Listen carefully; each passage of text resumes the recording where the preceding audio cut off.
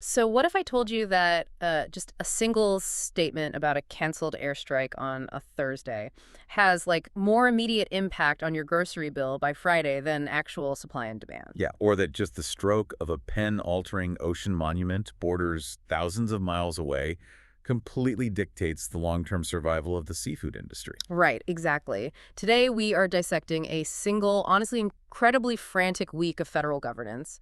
We are looking strictly at the actions taken by the Trump administration between Friday, June 5, and Thursday, June 11th, 2026. That we have a very specific lens for this analysis. Yeah, we do. We are not just reciting official press releases here. The goal is to completely strip away the advocacy language, ignore the political theater, and map out exactly how the ink on these federal documents translates to the reality of your daily life. Because that's what actually matters, right? Exactly. I mean, how does a massive shift in federal budgeting affect your wages? What does a new national security memorandum mean for your civil liberties? How do foreign policy maneuvers dictate your local gas prices? Well, the contrast between stated intent and real-world execution is really the entire story of this particular week. Oh, 100%.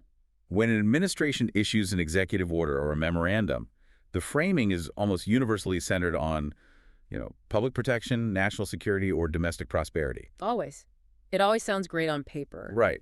But if we trace the actual mechanics of these actions, the funding mechanisms, the regulatory rollbacks, Right. the structural shifts in federal enforcement, we see this profound transfer of resources. Yeah, it's like reading a real estate listing. Oh, that's a good way to put it. You know, they tell you about the cozy charm and the vintage details, but our job is to go into the basement, check the foundation, and see if the pipes are actually leaking. Right. And in this case, we were looking at taxpayer funding, ecological assets, and just raw state power being aggressively concentrated. Concentrated into very specific hands. Exactly. And while the administration claims these moves protect regular Americans, the practical beneficiaries are often highly concentrated corporate sectors, defense contractors, and the executive branch itself. Which is actively attempting to bypass the traditional oversight of both Congress and federal courts, as we're going to see. Yeah, repeatedly throughout this week. Let's start with the largest single financial maneuver of the week because the sheer scale of the money involved here is staggering. It really is. Between June 5 and June 9, Congress moved a historic amount of capital. On Friday, June 5, the Senate passed a bill providing roughly $70 billion for migrant law enforcement operations. And then by Tuesday, June 9, the House had passed it as well. Right. And supporters frame this strictly as a public safety measure. It is billed as essential for border control and protecting domestic jobs. That's the press release version, yeah. But when we actually look at the logistics of moving $70 billion into enforcement, we have to talk about what that money functionally buys in the real world. Well, to understand the gravity of this, you really have to look at the historical baseline. Okay, lay that out for us. I mean, $70 billion is not an incremental budget increase. For context, the entire annual budget for the Department of Homeland Security has historically hovered right around that number for all its combined operations. Wait, really? The whole department? The entire department. So injecting $70 billion specifically into migrant law enforcement, primarily funding ICE and Border Patrol, is essentially a wartime-level mobilization of domestic state capacity. So you're not just hiring a few more agents at the border? No, not at all. This kind of capital expenditure buys an entirely new logistical supply chain. Wow. It funds a sprawling architecture of detention facilities. It buys fleets of transport vehicles, advanced surveillance software, massive data integration contracts with private tech firms, and thousands of new personnel. You are essentially standing up a highly militarized domestic policing apparatus practically overnight. And this is where the disconnect happens for so many people, I think. It is very easy to read a headline about $70 billion for migrant enforcement and categorize it as just a border story. Right, something happening far away. Yeah. If you live in Ohio or upstate New York or the suburbs of Chicago, you might assume this has no bearing on your local economy at all. But it absolutely does. Right. If you live in a working class community that relies on agriculture, construction, food processing, hospitality, this is not a distant border issue. It is an immediate structural shock to your local labor market. The economic ripple effect is immediate, actually. And it hits the working class first. How so? Well, labor economists track a phenomenon that acts essentially as a shadow tax on communities with mixed status households. A shadow tax. Yeah. Okay. because when the federal government drops a multi-billion-dollar enforcement infrastructure into the domestic arena, the primary byproduct generated at the community level isn't just arrests, it's fear. Yeah, that makes sense. A sudden surge in ICE capacity means that undocumented workers and citizens who live in households with undocumented family members fundamentally alter their economic behavior. Right, because their primary daily objective shifts from economic advancement to just avoiding any interaction with state authorities. Exactly. They disappear into the shadows. And that is the mechanism that inadvertently hurts every single worker in that town, right? Sure. Regardless of their citizenship status. Oh, absolutely. Because if a worker is terrified that a simple noise complaint or a traffic stop could lead to deportation, they are certainly not going to call the Occupational Safety and Health Administration, OSHA, if their employer, say, removes the safety guards from the factory machinery. No, they won't report severe safety violations. They won't report wage theft. Right. I mean, if an employer demands unpaid overtime or pays below the minimum wage, a terrified workforce has zero leverage to push back. No. And this is the critical vulnerability for the broader working class. When an employer realizes they can operate a portion of their workforce outside the bounds of standard labor protections, the floor drops for everybody. Yeah, it completely undermines the collective bargaining power of the entire local labor pool. Precisely. Hold on, let me just paint a picture of how this actually plays out on a job site for the listener. Go for it. If I am an American citizen working construction in Texas, and the guy working next to me can't demand a safe harness or a fair hourly wage because he is terrified of a workplace raid, my ability to demand those things is completely compromised. Because the employer holds all the leverage. Exactly. They can just say, if you want a raise or better safety gear, you can leave because I have a crew over here who will work for less and won't complain. Yeah. And the wage volatility introduced by that power imbalance strips workers of their basic dignity. It really does. But the economic constriction extends far beyond just the job site. It hits local consumption, too. Oh, sure, like local businesses. Yeah, consider a town where 10 or 15% of the population suddenly limits their public exposure. They stop going to the local grocery store. They stop buying clothes at the local retail shops. They probably avoid the local health clinics until a medical issue becomes a severe emergency. Exactly. So small business revenues plummet. Renters face intense instability, which immediately destabilizes the local landlords. Right, the velocity of money within that local economy just grinds to a halt because a significant portion of the population has essentially frozen their economic activity. It's a massive drag on the local economy. And beyond the economic strangulation, there's a severe legal and constitutional bottleneck that happens when you pump this much money into an enforcement system, isn't there? Oh, without a doubt. I mean, if you give a local police department a fleet of armored tanks, they are not going to just leave them parked in the lot. No, they're going to find a reason to drive them. Right. If the federal government builds an infrastructure designed to detain and deport at a $70 billion scale, those agencies have an institutional mandate to produce the numbers that justify that budget. And that's where the legal risk scales directly with the velocity of the funding. Right. The government certainly possesses the statutory right to fund its agencies. But an enforcement apparatus moving at a $70 billion clip vastly outpaces the capacity for judicial and administrative oversight. Because the courts just can't keep up. Right. The immigration court system is already notoriously backlogged. Yeah, it takes years. So when you exponentially increase the number of apprehensions and detentions without a proportional massive expansion of the courts, the predictable externalities are severe due process failures. You just physically cannot build humane infrastructure or process legal claims as fast as you can round people up. No, you can't. The throughput destroys the procedural safeguards. Right. You see a spike in the mistaken detention of legal residents and citizens. You see a rapid deterioration of conditions within the holding facilities. Which we've seen happen before, but this would be on a totally different scale. Exactly. And the probability of unlawful targeting and excessive force incidents rises simply because the hiring standards and training protocols are often compressed to meet the new operational demands. They just need bodies on the line. Right. So the state is massively expanding its coercive power domestically, but the accountability mechanisms, the oversight panels, the legal aid networks, the judicial review boards, they are left completely in the dust. Wow. So domestically, we are watching the administration flex this unprecedented muscle, right? Building up the machinery of the state to police the interior. Yeah. But ironically, during this exact same week, the administration hit a massive wall trying to project power internationally. They did. And the way that played out hits regular Americans straight in the wallet.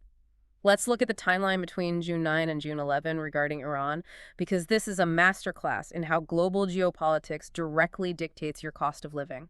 The pivot from the domestic enforcement surge to international military tension is really striking here. It's whiplash. Yeah. We saw a rapid escalation of tensions between the U.S. and Iran, involving actual strikes and retaliatory actions in a highly sensitive region. Right.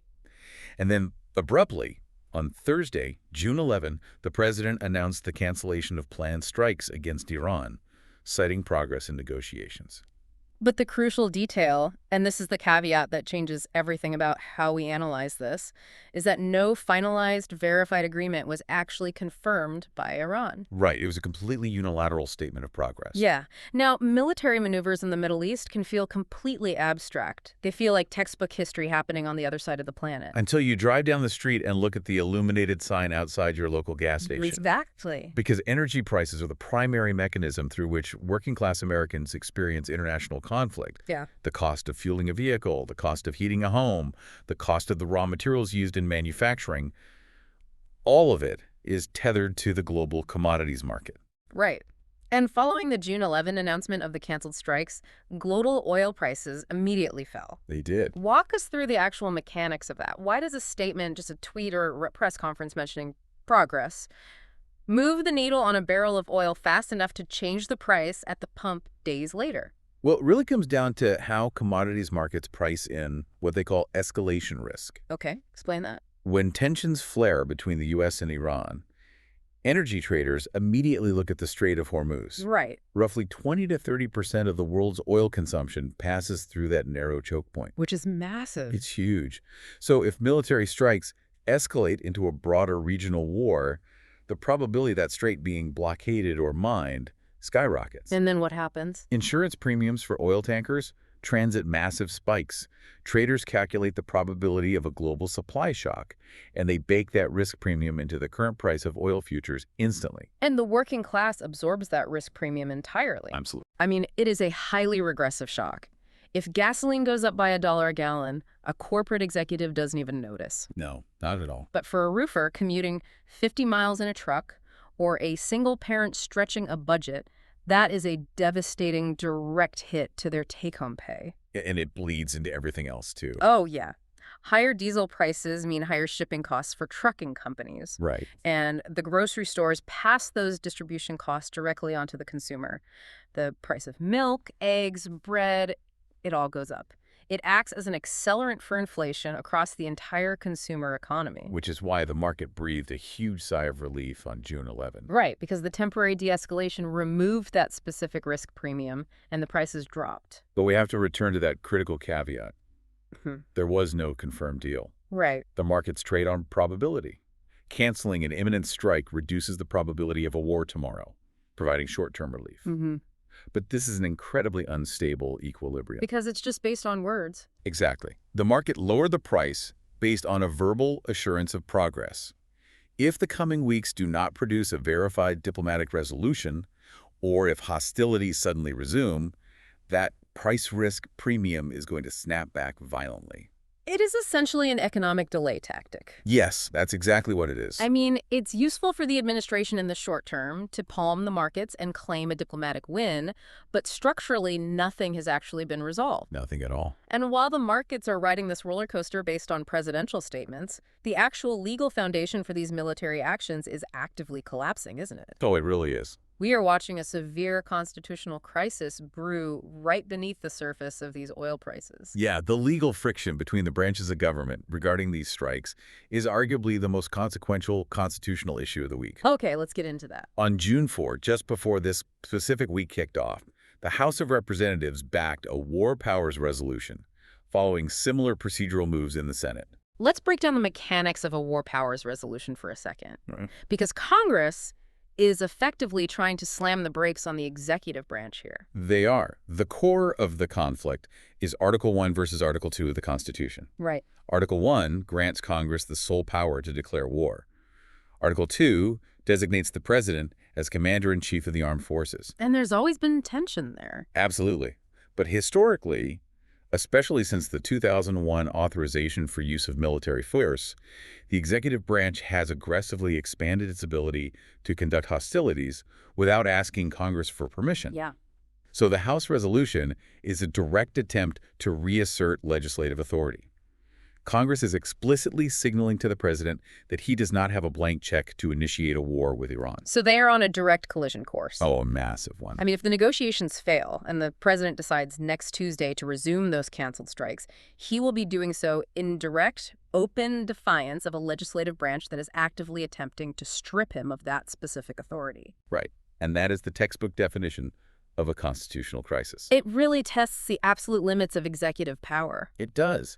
Can a president unilaterally commit the nation to a major conflict when the representatives of the public have explicitly voted to prevent it? It's wild. And the really unsettling part is that we, the public, are relying on unverified negotiations to prevent both an unconstitutional war and a massive spike in our cost of living. It's a very precarious spot to be in. Yeah, I mean, if I go to my mortgage lender and say, please don't foreclose, I am making great progress on finding a job, the bank is going to say, that is wonderful, please show us the pay stub. Right, they want proof. Exactly, they need the verification. The global market reacted to the progress without seeing the pay stub. Yeah. We are living in a window of suspended animation. We really are. And while the administration was dealing with these traditional mechanisms of state power, border walls and overseas airstrikes, they were quietly laying the groundwork for a radically different kind of warfare and domestic control. Yes, let's talk about Friday, June 5. The administration issued National Security Presidential Memorandum 11, or NSPM 11. Right. This directive orders the entire national security enterprise to rapidly accelerate the adoption of artificial intelligence across defense, intelligence, cybersecurity, procurement, and federal hiring. The scope of NSPM 11 is just sweeping. It's massive. It mandates updated guidance on the use of autonomy in weapon systems within 90 days. 90 days. Yeah, 90 days. It demands the massive expansion of national security AI computing infrastructure.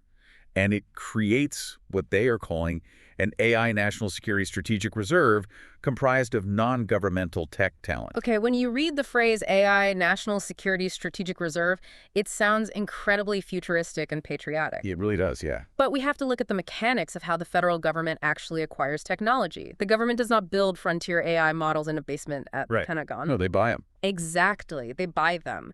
So when an NSPM mandates a rapid whole-of-government adoption of AI, what we are actually looking at is a massive industrial policy. Right. It is industrial policy disguised as a national defense imperative. Yeah. You always have to follow the money and the authority. Mandating the adoption of frontier AI means the federal government is going to channel billions of taxpayer dollars directly into a highly concentrated sector of the private tech industry. Right, and the beneficiaries are the major defense prime contractors, the massive cloud computing giants, and a handful of elite, well-funded AI labs. Exactly. The working class disconnect here is glaring. Oh, completely. While a policy like this might create a few high-wage technical jobs for specialized engineers in Silicon Valley, the massive flow of federal dollars moves entirely upward to corporate executives and specialized vendors. And the public foots the bill. The public foots the bill. And more importantly, the public absorbs all the diffuse risks of deploying these systems. Yeah, let's talk about those risks, because Okay. the first risk is purely financial. When a presidential memorandum orders agencies to adopt a technology rapidly, the procurement process breaks down. Because they're in a rush. Right. Agencies rush to comply, which means they buy whatever the private contractors are selling, often at vastly inflated prices. Wow. And because AI systems require continuous updates, massive data storage, and proprietary computing infrastructure, the government falls into a trap of vendor lock-in. Okay, think about it like buying a printer. Oh, perfect analogy. The printer itself might seem reasonably priced, Mhm. but the manufacturer designs it so you can only use their specific proprietary ink cartridges. Right. Once you buy the printer, you are legally and technically forced to buy their exorbitant ink cartridges forever. Exactly. So if the Department of Defense integrates a massive proprietary AI system from a private vendor to manage its logistics or targeting data, they are locked into that vendor's ecosystem for decades. Decades. The procurement waste is immense. But the operational risks are what truly threaten the public. Right, like the weapons systems. Yeah. The memorandum mandates updated guidance on autonomous weapons within 90 days. Rushing the protocols for how machines make lethal decisions is inherently dangerous. Terrifying, actually. It accelerates the timeline for deploying systems that lack human accountability. But honestly, the most direct threat to the domestic population is the supercharging of state surveillance capabilities. Because artificial intelligence is fundamentally a processing engine. Right. The state already collects an unimaginable amount of data on citizens. AI just removes the human bottleneck. Exactly. It allows intelligence and domestic law enforcement agencies to process, track, monitor, and categorize that data at a scale that was previously impossible. Now, if you read the actual text of NSPM 11, the administration clearly anticipated the civil liberties backlash. Oh, they definitely saw it coming. The memorandum includes explicit language stating that AI must not be used for unauthorized surveillance, it must not be used for censorship or ideological bias, and it must respect constitutional rights. Which, sounds great on a press release. Right, but how does the public actually enforce that? They cannot. That is the illusion of transparency. Yeah. Including lawful use language in a presidential memo is effectively meaningless when the operations happen inside a black box. Exactly. The systems mandated by NSPM 11 are going to be deployed in highly classified environments. They're going to be built by private vendors using closed-source proprietary algorithms. We can't see the code. No. I mean, Congress often struggles to get the security clearances to see the code. The courts certainly cannot inspect these algorithms in real time. Right. So if an intelligence agency utilizes a new AI tool to illegally scrape domestic communications or surveil a specific political demographic, how would the public ever find out? We wouldn't. How do you prove that a proprietary algorithm operating on a classified server has an ideological bias? You can't. The protections promised in the memo rely entirely on the internal policing of the intelligence community and the private vendors operating behind a classification shield that the public is legally barred from penetrating. It is exactly like an employer installing a high-definition 360-degree camera in the employee break room and then just taping a sticky note to the lens that says, "I promise I am only looking for burglars. I won't monitor your conversations." Yes. That's exactly what it's like. The sticky note doesn't matter. The capability of the technology inherently threatens your privacy and basic dignity. Right. You cannot deploy a massive, opaque surveillance architecture and then simply ask the public to trust that you will choose not to use its most invasive features. The architecture dictates the reality. And this ties perfectly into the recurring theme of the LAC, actually. Yeah. We are seeing federal actions that structurally benefit very specific concentrated groups. Yeah. Whether it is tech giants landing massive AI contracts or security firms building detention centers, while passing the diffuse risks directly to the broader public. Which is exactly what happened on Thursday, June 11, regarding our natural resources. Yes, let's shift to that. Let's talk about the oceans. On June 11, the president issued a proclamation modifying prior marine monument restrictions. Right. This action reopened parts of the Mariana Trench Marine National Monument, the Papahanaumokuakea Marine National Monument, and the Rose Atoll to U.S.-flagged commercial fishing.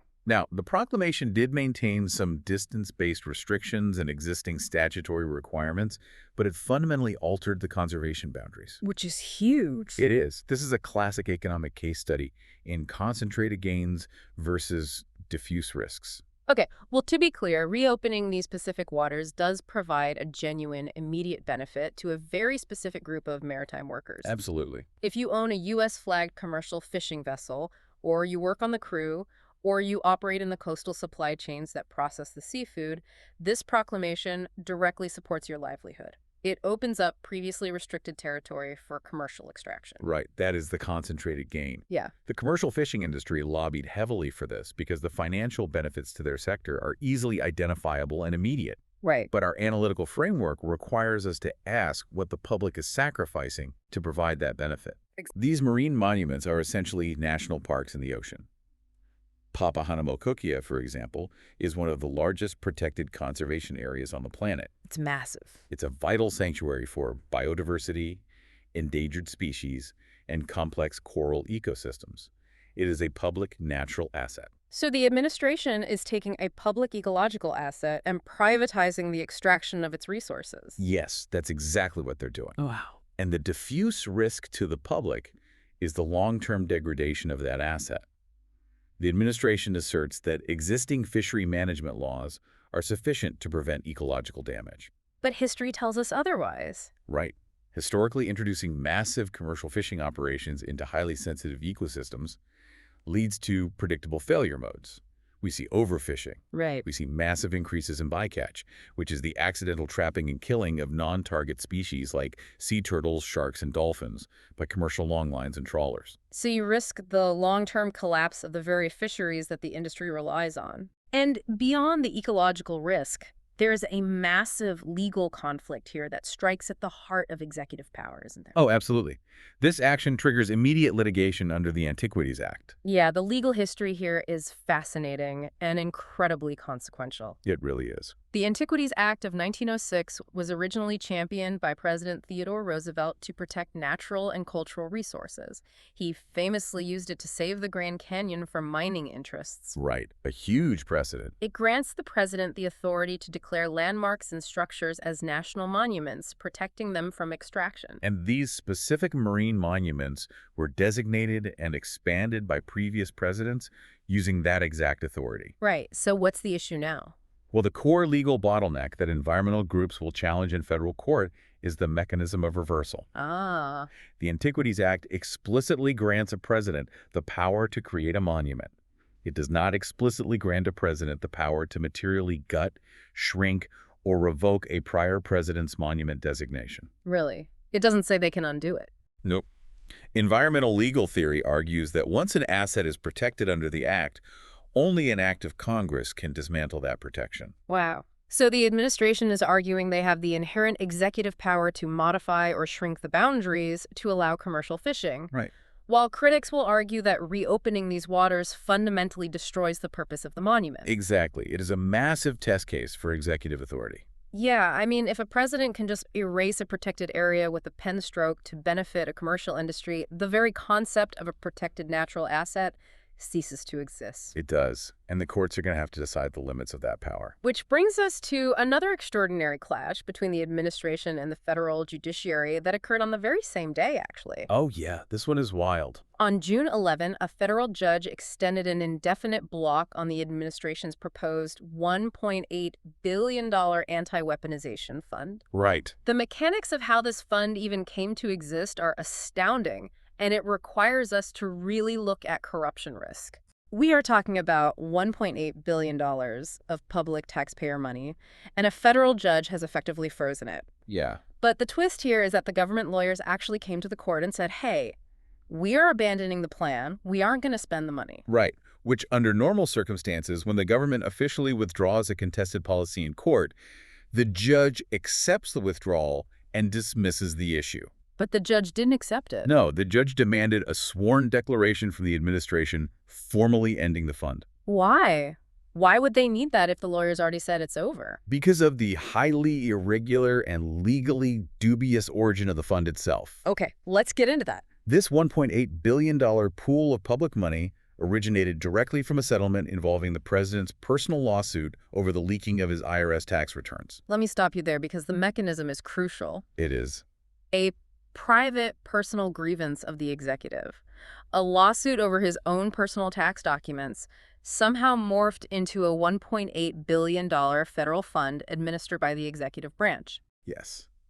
And that entanglement of personal grievance with public money is the very definition of corruption risk. I mean, obviously. You have a massive pool of capital, completely bypassed traditional congressional appropriation, branded as an anti-weaponization effort, but placed under the control of political allies of the executive. Right. The potential for that money to be utilized improperly, perhaps as a tool for political retribution or to fund ideological priorities outside the bounds of legislative oversight, was massive. So when the government lawyer said, never mind, we won't spend it, the judge looked at the origin of the money and the political nature of the fund and essentially said, I don't believe you. Exactly.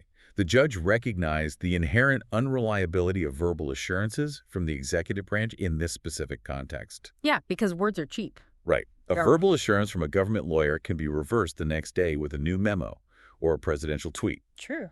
By demanding a sworn declaration, the judge invoked Rule 11 of the Federal Rules of Civil Procedure. Okay, what does that mean? A sworn declaration is legally binding under penalty of perjury. Oh, wow.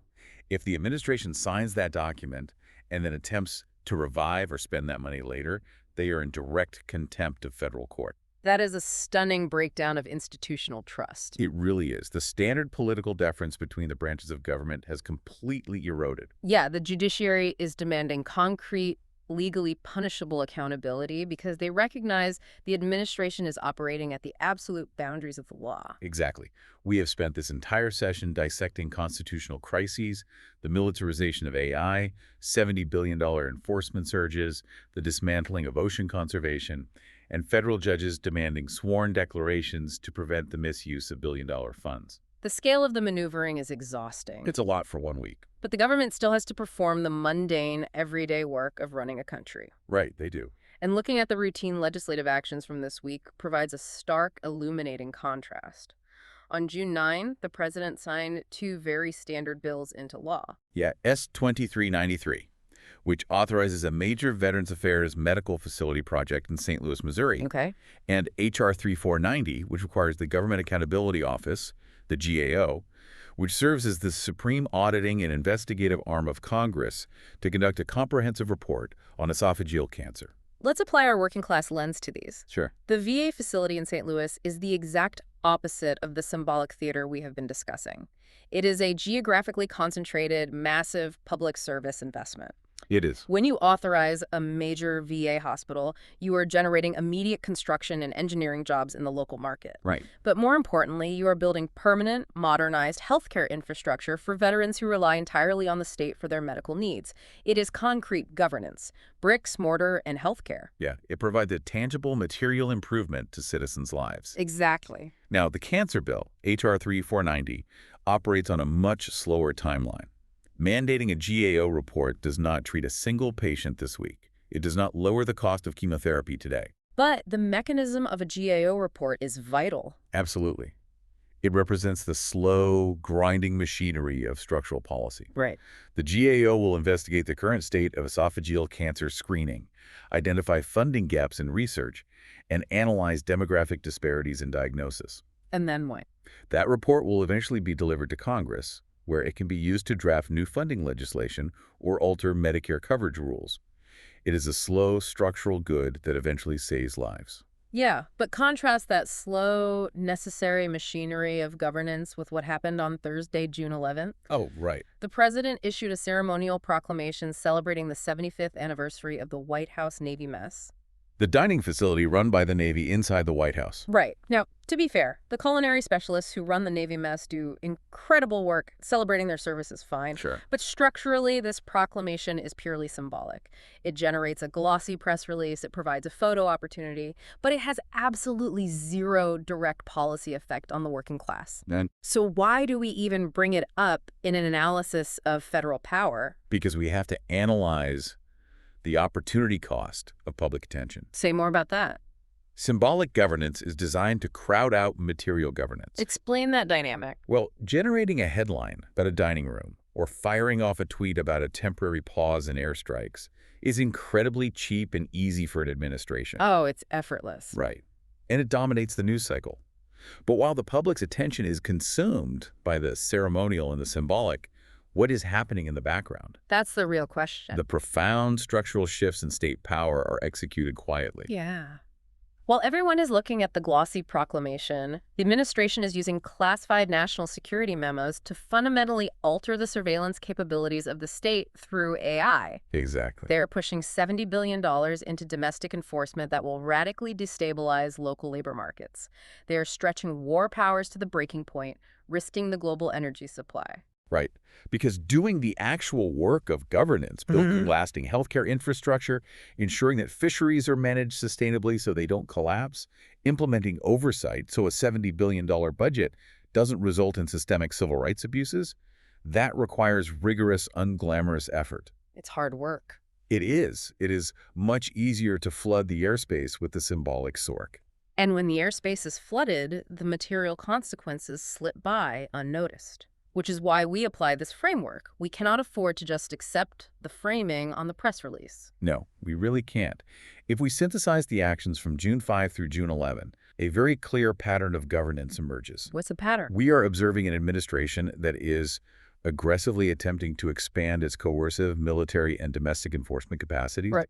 They are doing this through massive funding allocations in immigration, and they are doing it technologically through the militarization of artificial intelligence via NSPM 11. And while they are consolidating that power, they are simultaneously loosening the regulatory frameworks that protect natural resources, like the commercial fishing expansion in the Pacific. Exactly. And in almost every major action, they are actively testing the limits of executive authority, attempting to bypass the constitutional oversight of both Congress and the federal courts. It is a massive, systemic transfer of resources and power, moving upward to concentrated industries and outward to the executive, away from public accountability and working class stability. Yeah, that's the through line. And that reality brings me to a final thought regarding how we observe these events going forward. What's that? Consider how the speed of modern executive action fundamentally outpaces the mechanisms of the legal system. The courts simply cannot move fast enough. They can't. By the time a federal court finally issues a ruling on whether modifying those marine monuments was actually legal under the Antiquities Act, the commercial fleets will have had their nets in the water for years. The damage will be done. Right. The ecological damage to the coral reefs or the bycatch metrics will already be a reality. Yeah. By the time Congress or a privacy watchdog figures out whether the AI surveillance algorithms deployed under NSPM 11 violated civil liberties, the data will have already been processed and categorized. It's too late. The true power of the executive branch right now isn't just the ability to make the rules. It is the ability to move with such overwhelming speed that the consequences, whether to the ecosystem, the economy, or personal privacy, become permanent realities long before the courts can even strike the gavel. The damage is done before the injunction is even filed. Exactly. Which brings us right back to our original mission. You can read the official announcements all you want. You can look at the glossy descriptions of public safety and the ceremonial proclamations. But you have to dig deeper. Right. If you don't go down into the basement and check the foundation, if you don't track the flow of the money, the shifting of the legal boundaries, and the structural realities of the policies, you are going to end up living in a reality dictated by the fine print. Thank you for joining us for this session. We will be right back here next time, continuing to dismantle the rhetoric and translate the administration's actions into the concrete realities of your daily life. Keep checking the foundation.